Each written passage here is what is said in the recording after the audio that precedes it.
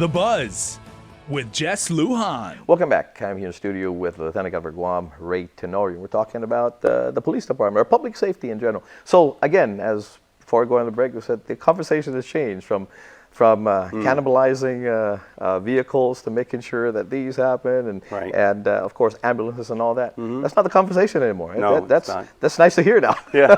No, we went from we improved the police to fire, customs. You look at Department of Corrections. We've improved most of the public safety agencies, and I want to thank Governor Calvo for giving me the opportunity. This along with the DOC stipulated agreement with the federal government. 2 ambulances from more than enough ambulance. We've got enough ambulance to serve the entire island right now. We've got enough fire engines to be able to serve the entire island. We've got hazardous material units that's reestablished. We've got the rescue units have all been bolstered. They used to drive around in some nasty cars that were hand-me-downs for I don't know how many years.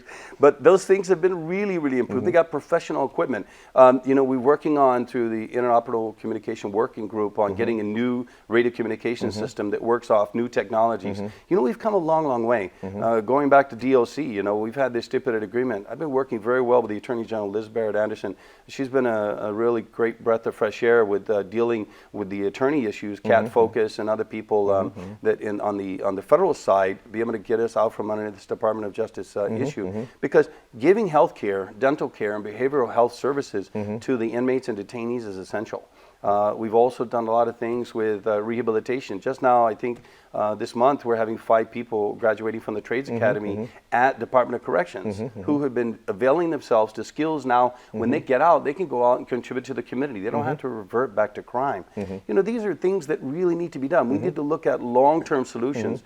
Recidivism of the Department of Corrections is atrocious. The individuals commit crimes, they go back to the same environment that they came from, and then when they go back, they revert back to crime, and because they have no other recourse, they find themselves back in jail. Well, Gov, one of the things as well here is the recidivism of these folks up at DUC, and the governor has over. I think it's the number by the time this airs, that number will probably rise another 2. I think we're at 18, I think. That's right. That's right. We're at 18 at this point.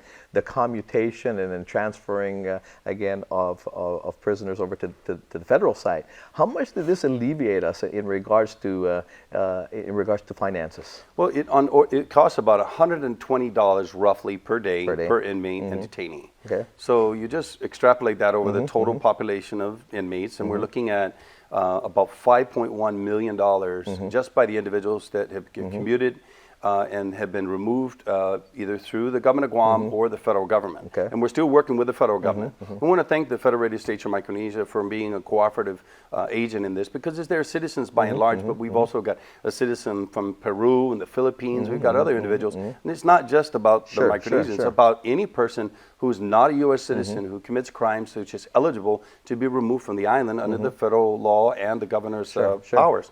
And so this is, imagine $5.1 million, how much money you can use that money for so many different other things.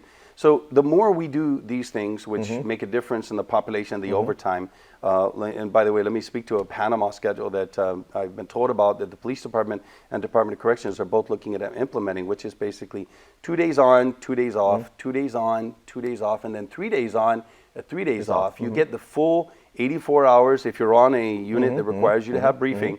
And you get the ability to reduce the overtime over a 2-week pay work period as opposed to a 1 week pay work period. So this controls and manages the finances of the government. And we want to pay as much as we can to the employees, but we have to manage it, because I'd rather have an officer who's working than an officer who's working overtime. Because their quality of life and their family really takes a hit. Actually, that schedule that you're just read off to me, I mean, it's like, wow. I had friends when I was living back in San Diego who were with SDPD as well as their fire department, and that's the schedules they were on. Some of them, I'm off for the next 3 days. That's I'm off beautiful. For the next, I used to love that when I was a cop. I had 3.5 days on, 3.5 days off. It was beautiful. I enjoyed that. And that was just for that week. Now, if you work with that Panama schedule, you can look it up online. You can manage the monies a lot better. The Port Authority, the Department of Corrections, Guam Police Department, 24-hour operations need to be creative, and these are creative techniques that can and will be used. And now you're looking at, I mean, you're of course the chief, and your administration is looking at how many people are going to be retiring and all that, and then and so that's all factored in as to when your academies are going to start and all Sure. that, and that should also, I mean, that's part of planning, right? That's I mean, right. you know, because I remember in the past, I mean, when we were in the legislature, man, all of a sudden there's this deployment and mass deployment and mass again. You have an exodus of people. Yeah, exodus of people. What the heck are they going to do? Sure. You know, what the heck are they going to do? Are you asking, you know, we got to the point at some point, are you asking the federal government to exempt the Guam Police Department from deploying its people? Because that was a challenge. That was a challenge. So Yeah. we've been doing recruitment. I want to thank Brant McCready, outgoing senator, great friend to the public safety agencies, and a good senator and a representative of the people of Guam, because he passed a bill that requires the Guam Police Department to have 40 recruits per year, because you need to increase over time. You're losing, the fire department and the police department is losing by attrition, either resignation, termination, or retirement. They're losing those personnel. Yeah. And it's happening on a much more aggressive level now, because they got the 40%, they've already accrued those years, they've increased their total net on an annual basis, and so they retire at a higher level. So they're starting to say, hey, you know, I'm going to go ahead and move on and let the younger guys come in. We've done the promotions, we're still doing promotions now. With the fire department, the announcements were made and they're being filled out now. The same thing for the police department. Lieutenant, Sergeant 2, Sergeant 1, PO3, and PO2. There's going to be a huge number of promotions, and these are things that need to take place. And you know, sometimes we don't do it frequently enough, Sure. which is a real problem, because some of the PO1s haven't had an opportunity for promotion for almost a decade, if not more. And so that they really need to have more advancement opportunities. And I think one of the things with the GAI crews and the other public safety agencies I like to see them do is to have some periodic, let's say every 2 to every 3 years. If you don't, you know, promote like in mass like we're doing now, maybe promote 3, 4, 5 people, because that incremental opportunity keeps people sharp, keeps them toned in, it keeps them tuned in, that is, to best practices in law enforcement or public safety issues. That way they're focused on the future. I mean, we haven't had kind of aggressive management in respect to promotions for a quite long time. And I like that. Likewise, it keeps them in the department, because some of the, you know, I mean, we see in the past how again in the past we have police officers who go to other jurisdictions to be, or jump to other agencies to become law enforcement at an agency, because the advancement, the raises they were going to get, they weren't getting at the Guam Police Department. So Guam Police Department, at that time we were serving legislature, was a training ground for other jurisdictions. Yeah, and always has been. Yeah. And one more thing on that, the reserve program. I think, you know, if you look at the military reserves, I want to use the military reserves model, sort of, for the public safety. And here's the idea.